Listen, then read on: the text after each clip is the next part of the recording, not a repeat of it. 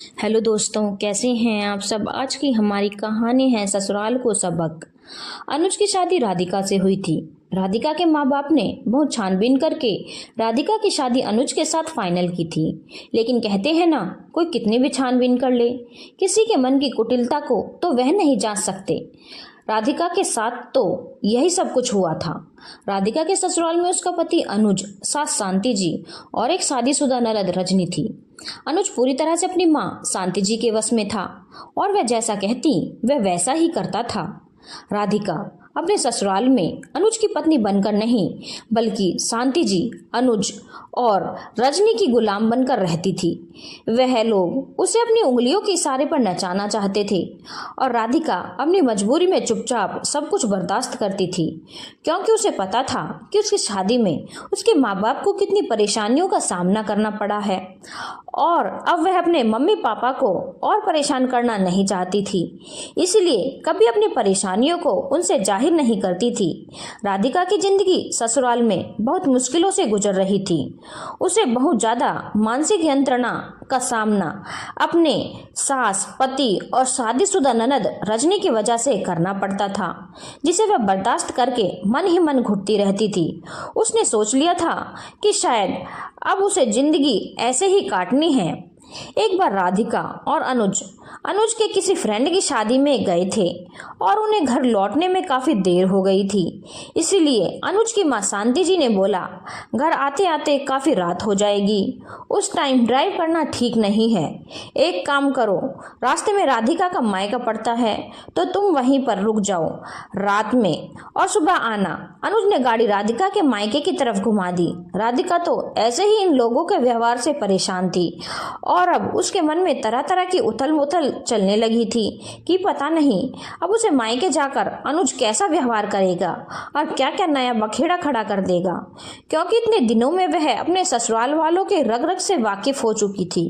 खैर, अभी राधिका के मायके पहुंचने में भी 2 घंटे का वक्त था और राधिका ने फोन करके घर पर बता दिया था कि हम लोगों को घर लौटते हुए काफी रात हो जाएगी, इसीलिए आज रात हम वहीं रुक रहेंगे। कुछ देर के बाद अनुज और राधिका के घर पर पहुंच चुके थे। घर पर राधिका की मां नहीं थी, क्योंकि वह अपने बीमार भाई को देखने अपने मायके गई हुई थी, अपने बेटे यानी कि राधिका के भाई के साथ, क्योंकि राधिका के मामा जी को सीरियस हार्ट अटैक आया था और वह अस्पताल में भर्ती थे। राधिका के पिताजी खुद बीमार रहते थे, इसीलिए वह घर पर थे। राधिका की भाभी भी घर पर ही थी, लेकिन वह 8 माह की गर्भवती थी और उनकी तबीयत ठीक नहीं रहती थी। जब अनुज राधिका के मायके पहुंचा तो राधिका की भाभी आराम कर रही थी, क्योंकि रात हो चुकी थी और वैसे भी 8वें महीने में वह क्या ही काम कर पाती। सासू माँ अगले दिन आने वाली थी, इसीलिए राधिका के पिता राधिका और अनुज के लिए चाय बनाने किचन की तरफ जाने लगे। राधिका ने अपने पापा को रोक लिया और बोला, पापा आप बैठिए, मैं चाय बना लाती हूँ। भाभी ने आवाज सुनी तो वह उठकर आने की कोशिश करने लगी, लेकिन राधिका ने मना कर दिया और बोला, नहीं नहीं भाभी, आप आराम कीजिए, अभी आपको आराम की जरूरत है, आप टेंशन मत लीजिए, यहाँ मैं सब कुछ देख लूंगी। राधिका ने खुद ही किचन में चाय बनाई। राधिका के पापा ने बेटी दामाद के लिए बाहर से खाना मंगवा लिया था। खाना पैक करके किचन में रखा हुआ था। राधिका समझ चुकी थी कि मम्मी शायद सुबह मामा जी के पास गई होंगी तो खाना बनाकर गई होंगी, जिसे पापा और भाभी ने खा लिया होगा। और अचानक उन लोगों के आने की खबर सुनकर पापा ने बाहर से ऑर्डर कर दिया होगा, क्योंकि भाभी की हालत तो बिल्कुल ठीक नहीं है, वह क्या ही बना पाएंगी। राधिका ने चुपचाप वह सारा खाना प्लेट में निकाला और अनुज के सामने ले गई, क्योंकि वह लोग शादी में एक दिन पहले ही गए थे और अगले दिन दोपहर में वहां से निकल चुके थे, इसीलिए रात का खाना उन लोगों ने नहीं खाया था और सोचा था कि राधिका के घर पर ही खाना खाएंगे। लेकिन यह बात नहीं पता थी कि राधिका की मम्मी घर पर नहीं है। खैर, पापा ने अपने हिसाब से काफी इंतजाम कर दिया था, लेकिन खाने को देखकर अनुज को समझ में आ चुका था कि खाना बाहर से मंगवाया गया है। अनुज का मूड ऑफ हो चुका था, क्योंकि उसे लग रहा था कि वह इस घर का इकलौता दामाद है और उसकी खातिरदारी में सबको पल के बिछाकर इंतजार करना चाहिए। लेकिन ना घर में सासू माँ है, ना साले साहब हैं, भाभी है भी तो अपने कमरे में पड़ी हुई हैं और पापा ने बाहर से खाना मंगवा कर रख दिया। यही इज्जत है मेरी राधिका के मायके में। एक तो ऐसे ही अनुज का परिवार बहुत ही मन बढ़ था, ऊपर से ऐसे वक्त पर अनुज राधिका के मायके पहुंचा जब वहां पर खुद ही दिक्कत थी। बस अब तो अनुज को एक मौका मिल चुका था। अगली सुबह राधिका की भाभी ने चाय नाश्ता बनाने के लिए किचन का रुख किया, लेकिन उनके पैरों में काफी सूजन हो चुकी थी और कमरे में भी बहुत ज़्यादा दर्द था, जिसकी वजह से उनसे खड़ा नहीं हुआ जा रहा था। इसीलिए राधिका ने उन्हें आराम करने के लिए कहा और खुद ही चाय नाश्ता बना लिया। उसके बाद जब राधिका और अनुज अपने घर पहुंचे तो अनुज को मौका मिल गया। यह सब कुछ जानबूझकर किया गया है, मुझे सब समझ में आ रहा है, और पता नहीं क्या क्या बोलने लगा। इस पर शांति जी ने बोला, बिल्कुल ठीक कह रहा है बेटा, यह सब कुछ जानबूझकर किया गया है। क्या जब तेरी सासू माँ को बताया कि तू आ रहा है तो वह वापस नहीं आ सकती थी? इस पर राधिका ने बोला, मामा जी बहुत सीरियस कंडीशन में अस्पताल में भर्ती हैं और मम्मी उन्हीं को देखने गई थी भैया के साथ, तो वह कैसे तुरंत आ जाती? मामा जी की जिंदगी खतरे में है और वह आईसीयू में भर्ती हैं। इस पर शांति जी ने कहा, अच्छा ज्यादा बकवास मत कर, तेरी भाभी थी ना घर पर, वह तो कम से कम अपने नंद और नंदोई की खातिरदारी करती। इस पर राधिका ने कहा, अरे मम्मी जी, भाभी का तो खुद ही 8वां महीना चल रहा है, वह तो खुद ही परेशान है, उनसे कोई काम नहीं होता। मम्मी खुद एक दिन का बोलकर गई है, क्योंकि उन्हें पता है घर में परेशानी हो जाएगी, तो वह क्या ही करती जिसे खुद ही खड़ा नहीं हुआ जा रहा। इस पर शांति जी ने बोला, यह सब फालतू की बातें होती हैं, ननद की इज्जत करनी आती नहीं, घर के दामाद की इज्जत करनी आती नहीं, और तुम बकवास कर रही हो।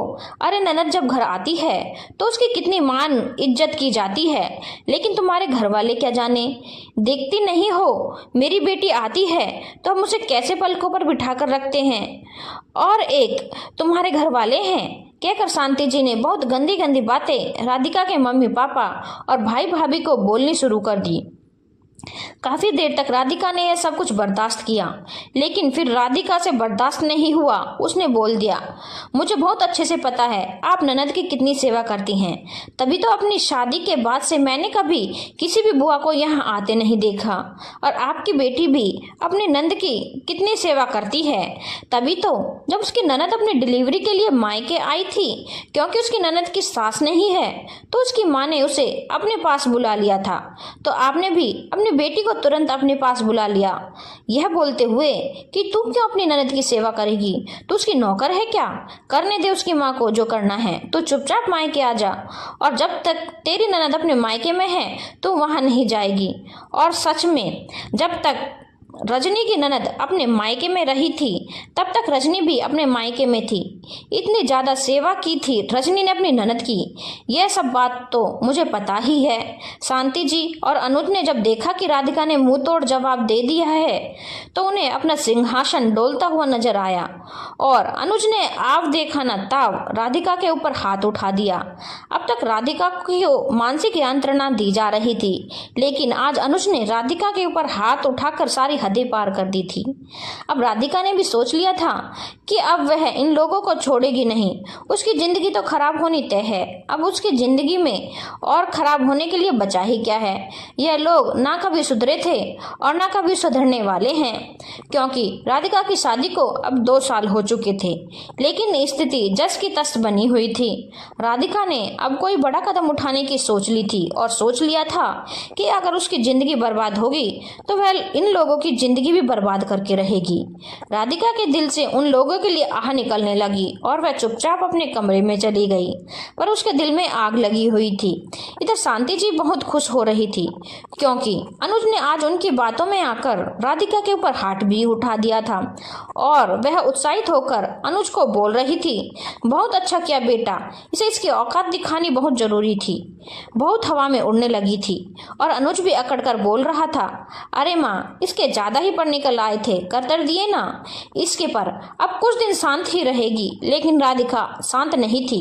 उसके मन में तूफान उठा हुआ था और उसके रोम रोम से आज अपनी सास शांति जी के लिए बद्दुआ निकल रही थी, क्योंकि अपने बेटे को समझाने के बजाय हर वक्त उसे भड़काने का काम किया था शांति जी ने, और आज भी उसकी गलत हरकत पर उसे बढ़ावा देकर और उकसा रही थी। साथ ही साथ ननद रजनी, जो कि इस घर की हर लड़ाई में बराबर की भागीदार होती थी, उसने भी फोन पर भाई को नमक मिर्च लगाकर राधिका के खिलाफ भड़काने में कसर नहीं छोड़ी थी। राधिका को पता नहीं था कि ईश्वर इतनी जल्दी उसे इन लोगों से बदला लेने का मौका दे देंगे। उसी रात शांति जी को पैरालिसिस का अटैक आया और वह अपने शरीर से लाचार हो गई। यह सब कुछ रात में हुआ था तो किसी को कुछ पता ही नहीं चला। सुबह जब काफी देर तक वह अपने कमरे से बाहर नहीं आई तो अनुज उनके कमरे में गया उन्हें देखने के लिए, और माँ की हालत देखकर उसकी चीख निकल गई। फौरन वह शांति जी को डॉक्टर के पास लेकर गया, लेकिन वह अपने शरीर से पूरी तरह से लाचार हो चुकी थी। डॉक्टर ने बोल दिया था कि अभी इन्हें ठीक होने में बहुत वक्त लगेगा, पता नहीं यह ठीक होंगी भी या नहीं। रातों रात इतना सब कुछ हो गया शांति जी के साथ। अनुज दुखी मन से शांति जी को घर लेकर आया। रजनी भी अस्पताल आई थी और अनुज के साथ माँ को लेकर घर आ चुकी थी।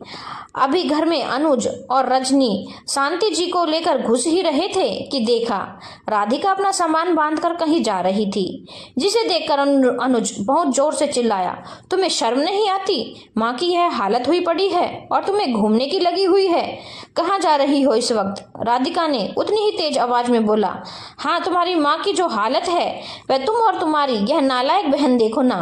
वैसे भी इस औरत से मुझे कोई लेना देना नहीं और न ही कोई हमदर्दी है। मैं अपने मायके जा रही हूँ, नहीं रहना मुझे यहाँ तुम जैसों के बीच। सुनकर अनुज, शांति जी और रजनी जी हिल गए कि यह घर की हालत इतनी खराब है और राधिका मायके जा रही है। अनुज ने बहुत तेज आवाज में राधिका को बोला, चुपचाप अपने कमरे में जाओ, नहीं तो हाथ पैर तोड़ दूंगा। मेरी माँ की हालत ऐसी है, अभी उनकी सेवा करने की बजाय तुम्हें मायके जाना है। लेकिन राधिका आज किसी से डरने वाली नहीं थी। उसने बोल दिया, तुम्हारी इस नीच माँ की सेवा करने के लिए इसकी दो नीच औलादें हैं ना, वह दोनों करे अपने इस नीच माँ की सेवा। मुझे इससे कोई लेना देना नहीं। इस नीच घटिया औरत से भगवान ने इसे इसके कर्मों की सजा दी है और मैं बहुत खुश हूँ। अब देखती हूँ इस नीच घटिया औरत की प्यारी दोनों औलादें, जिसे उसने अपनी नीचता की सारी शिक्षा दी है, इसकी कितनी सेवा करते हैं। मुझे आज कोई नहीं रोक सकता। राधिका ने आज शांति जी को बहुत ही गंदे शब्दों का इस्तेमाल किया था और उसे सुकून मिल रहा था, क्योंकि पिछले 2 सालों से वह यह सब कुछ झेल रही थी। और रात में जो कुछ भी हुआ था और अनुज ने जिस तरह से उसके ऊपर हाथ उठाया था और उसके माँ बाप भाई भाभी को गालियां दी थी, आज शांति जी की इस हालत को देखकर उसे बहुत सुकून मिल रहा था। राधिका ने किसी की कुछ नहीं सुनी और चुपचाप अपने मायके जाकर बैठ गई और अपने माँ पापा से बोल दिया, प्लीज मम्मी पापा आप लोग कुछ मत बोलिएगा, मैं सब कुछ देख लूंगी। आप लोगों को टेंशन लेने की कोई जरूरत नहीं है, पर ऐसे नीच घटिया लोगों को सुधारना बहुत जरूरी होता है। आप मुझे कुछ वक्त दीजिए, या तो इन्हें सुधार दूंगी या तो हमेशा के लिए इनसे किनारा कर लूंगी, पर इनके किए की सजा तो देनी ही है, ताकि जिंदगी में दोबारा इतना नीच कर्म करने से पहले यह 100 बार सोचें। राधिका के माँ बाप को समझ में नहीं आ रहा था कि वह क्या करने की सोच रही है। ऊपर से शांति जी की हालत इतनी खराब थी। सुबह सुबह अनुज का फोन आया और उसने राधिका को चुपचाप घर आने के लिए कहा, लेकिन राधिका ने साफ मना कर दिया। तो अनुज खुद उसके मायके आ गया और बोलने लगा, चुपचाप घर चलो, माँ की हालत ठीक नहीं है, वह अपना कोई काम नहीं कर सकती, तुम उस घर की एकलौती बहू हो, तुम्हारा फर्ज है मेरी माँ की सेवा करना। तो राधिका ने साफ बोल दिया, और तुम लोगों का फर्ज है एकलौती बहू को बेवजह की गालियां देना, मारना और उसके माँ बाप भाई भाभी को गालियां देना। जो करना है कर लो, मैं उस घर में नहीं जाने वाली। क्यों, तुम्हारी प्यारी बहन रजनी है ना, जिसके लिए तुम्हारी माँ जान देती है, वह कर ले अपनी माँ की सेवा। तुम हो ना जिसके लिए तुम्हारी माँ जान देती है और गलत बातें सिखाती है, अपनी बीवी के ऊपर हाथ उठाने के लिए उकसाती है। जाकर कर लो अपनी माँ की सेवा, मुझसे क्यों उम्मीद कर रहे हो? तुम्हारी माँ के लिए जिसे मुझे रत्ती भर भी फर्क नहीं पड़ता। तुम्हारी माँ के लिए मुझे रत्ती भर भी फर्क नहीं पड़ता। यह सुनकर अनुज ने दोबारा राधिका के ऊपर हाथ उठाने की कोशिश की, लेकिन राधिका ने उसका हाथ पकड़ लिया और बहुत जोर से धक्का दिया और बोला, सोचना भी मत, नहीं तो इतने जूते मारूंगी कि दिमाग यहीं पर ठिकाने आ जाएगा और पुलिस के डंडे पड़वाऊंगी। वह अलग सुनकर अनुज को यकीन नहीं हुआ कि राधिका ऐसा जवाब दे सकती है। चले जाओ यहाँ से, मैं किसी भी कीमत पर वहां नहीं आऊंगी। अनुज को राधिका से ऐसे जवाब की उम्मीद नहीं थी, लेकिन राधिका ने इन लोगों को सबक सिखाने की ठान ली थी, क्योंकि उसे बहुत अच्छे से पता था कि यह दोनों भाई बहन दोनों में से कोई भी अपनी माँ की सेवा करने वाला नहीं। और रजनी तो हालात का अंदाजा लगते ही तुरंत ससुराल भाग गई होगी। बहुत अच्छे से जानती है राधिका उसको और अनुज को। वह अपनी नौकरी देखेगा या घर में अपनी माँ को देखेगा। राधिका ने खाली हाथ अनुज को वहां से लौटा दिया। राधिका के दिल को बहुत सुकून मिल रहा था, क्योंकि उसे पता था उसके ससुराल वालों को उसकी सबसे ज्यादा जरूरत है और आज वह उनके किसी काम नहीं आने वाली। भले ही इसका परिणाम जो भी हो, वह सब कुछ झेलने को तैयार थी। दोस्तों, क्या आप इसका सेकंड पार्ट भी चाहते हैं? अगर हाँ, तो कमेंट बॉक्स में ज़रूर लिखिएगा और चैनल को लाइक, शेयर और सब्सक्राइब करना ना भूलिएगा। धन्यवाद।